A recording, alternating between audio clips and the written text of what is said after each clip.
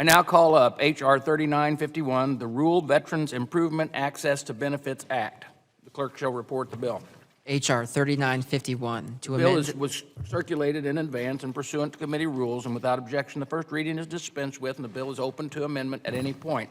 And I now recognize myself for 5 minutes to speak in favor of the legislation.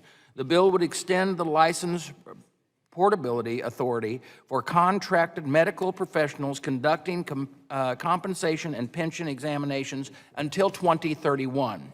The C&P exams are important, but they also extend an already lengthy process. This problem is made even worse when veterans are forced to travel far distances for their exams.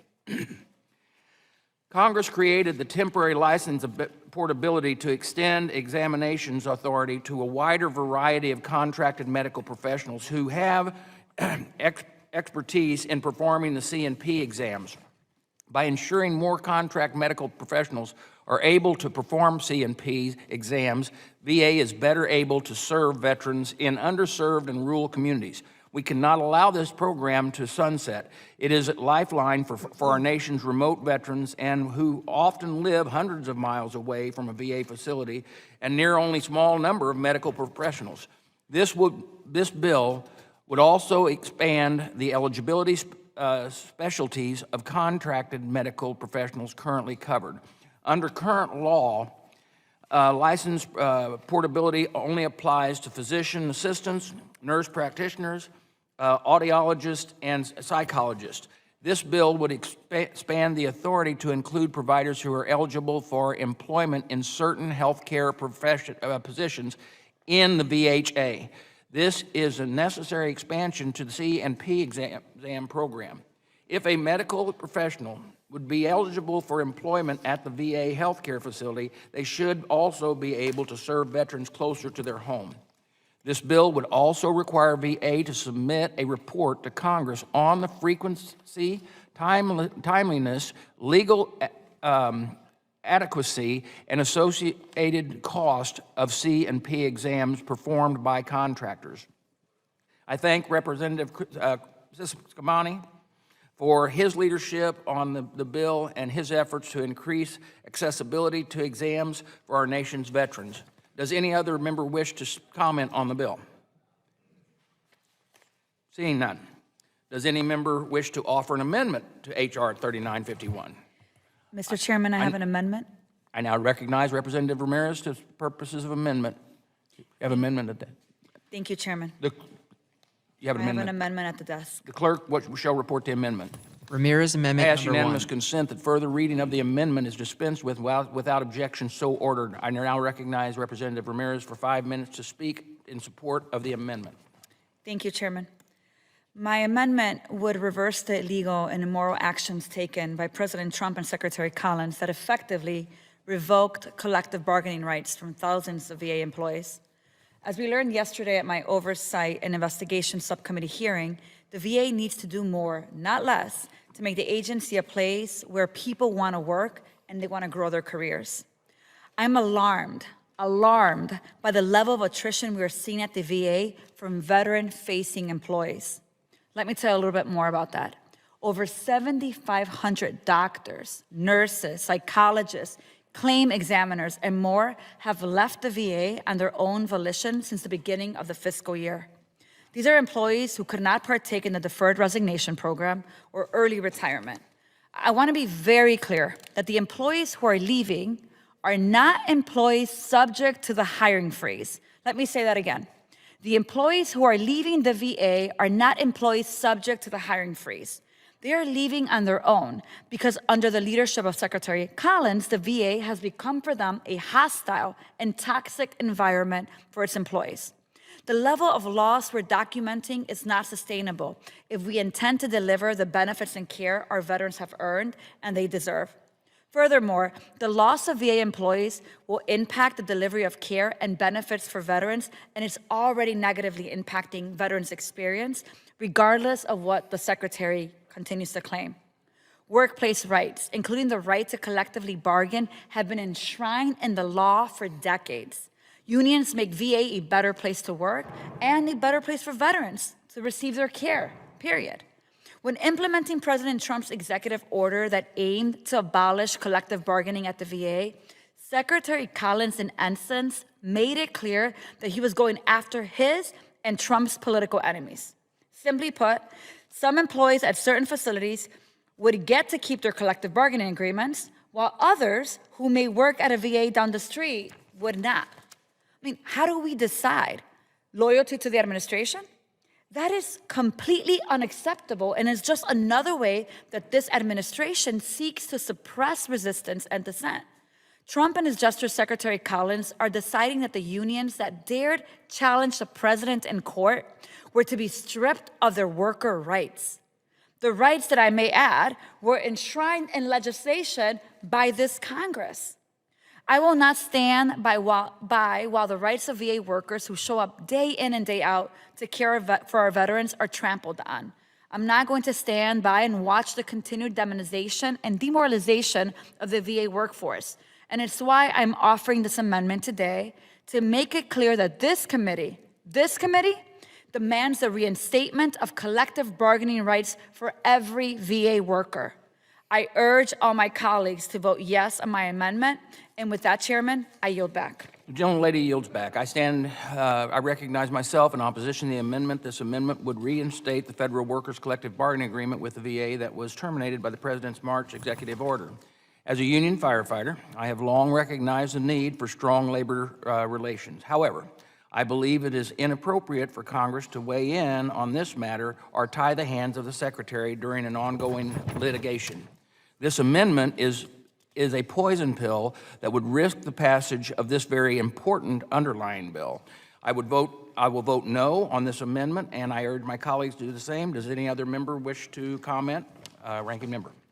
Yes, Mr. Chairman, and before I begin my comments, I just want to have the record reflect that the author of H.R. 3951 is not present at the committee, and we're setting a precedent here whereby we can continue with the business of the markup with that fact.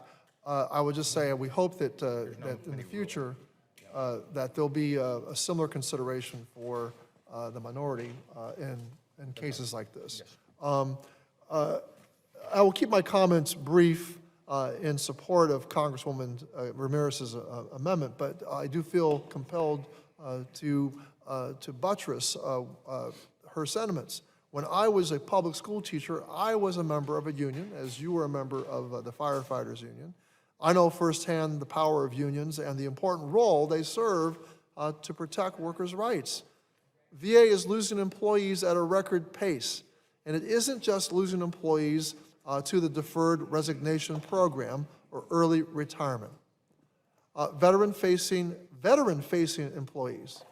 So we're not just talking about the doctors and nurses who face veterans, but it's the doctors, nurses, and claims examiners, police officers, and social workers. These are also veteran-facing employees, not just the doctors and nurses, but claim examiners, police officers, social workers. They're leaving in droves due to the working conditions of VA. A net 7,500 of these mission-critical employees have left VA on their own volition in this fiscal year. I worry that working conditions are leading these employees to choose to leave their jobs at VA. Without unions to help address the workplace concerns that they have, I fear these employees are left with few avenues of redress and are stuck choosing between staying in a toxic work environment and leaving a job they love. The right to collectively bargain, sir, is the law, and it is absolutely Congress's role to ensure that the president and his appointees are following the law. And to try to wash our hands of it and say, well, we don't want to interfere with the secretary and all of that. No. It is our job as the Oversight Committee to ensure that the secretary follows the law. And the right to collectively bargain is the law. And to do less is to step back and allow the executive to do things outside the law. The right to collectively bargain is also integral to improving working conditions, to VA's ability, to improve working conditions such that VA's ability to recruit and retain employees is enhanced. There is simply no denying that good working conditions are tied to collective bargaining. Veterans deserve a strong VA that is fully staffed by employees who feel empowered and supported by its leadership. I urge my colleagues to vote yes on Congresswoman Ramirez's amendment to restore collective bargaining agreements at VA, and with that, I yield back. Anyone else seeking recognition? Ms. Brzezinski. I just want to voice my strong support for Congresswoman Ramirez's amendment. I, too, want to just echo what our ranking member said, that collective bargaining rights are the law, and it is something that is critically important that we make sure as a committee is being enforced. We know that collective bargaining and the erosion of it at the VA is largely contributing to the morale issues that I hear about in my district. The fear, the toxic environment, the direct assault on collective bargaining rights of the workers that are at the VA, I think is contributing significantly to that environment and leading to a lot of employees leaving in droves, those same employees that we really need to administer the benefits that the veterans have deserved. And I lastly just want to point out that, you know, a lot of the workforce within the VA are veterans themselves. And I think that's a really important point, that those veterans deserve the right to have collective bargaining, just like all the other workforce employees do at the VA, but that this is critically important to maintaining morale and a good work environment to help provide services to our veterans. So thank you. I yield back. Anyone else seeking recognition? Seeing none, the question now occurs on agreeing to the Ramirez Amendment Number 1 to H.R. 3951. All those in favor say aye. Aye. Opposed say no. No. In the opinion of the chair, the noes have it. The amendment is not Chairman. agreed to. I request a recorded vote. A recorded vote being requested is in accordance with the committee rules. Further proceedings on this matter will be postponed. I recognize Representative Ramirez for the purpose of offering Ramirez Amendment Number 2. Chairman, I have an amendment at the desk. The clerk shall report the amendment. Ramirez Amendment Number 2, amendment to I HR. ask unanimous consent that further reading of this amendment is dispensed with, and without objection so ordered. I now recognize Representative Ramirez for 5 minutes to speak on the support of her amendment. Thank you, Chairman. This amendment specifically would bar VA from contracting with any company with which a special government employee, you know the kind of employee I'm talking about, has a financial interest. Over the past several months, we have witnessed the rampant corruption of individuals, including in DOGE. These individuals were given access to sensitive information. They made reckless decisions across the agency, and they put thousands of people at risk. This kind of rogue behavior is appalling, and it should concern every American taxpayer and certainly every single member in this committee. Did I get ahead of myself because I want to protect the I think you're on the people wrong amendment, from yeah. I'll have to restack my response. You're gonna have to. Wait a minute, I wasn't ready for that one, right? Oh, sorry. They were together. Yeah.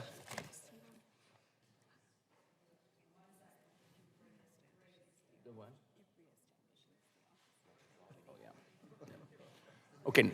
you. How about, Well, how about, listen. how about you're recognized for this amendment? So the question is, can you restore me back to 5? I appreciate that grace. Thank you. All right. So do we need a, Chairman, I have an amendment at the desk. The clerk will clarify, yes, we'll designate the amendment. Ramirez Amendment Number 2, amendment to HR 3951. I ask unanimous consent. Further reading of the amendment is dispensed with without objection, so ordered. I now recognize the Representative Ramirez for 5 minutes to speak on this amendment. Thank you. I might even go under 5 just as a thank you here. Thank you, Chairman. More than once, I've called this committee to recognize the diversity, the beautiful diversity of our veterans. And the diverse veterans in the communities that we represent need access to the full benefits that they have earned and deserve.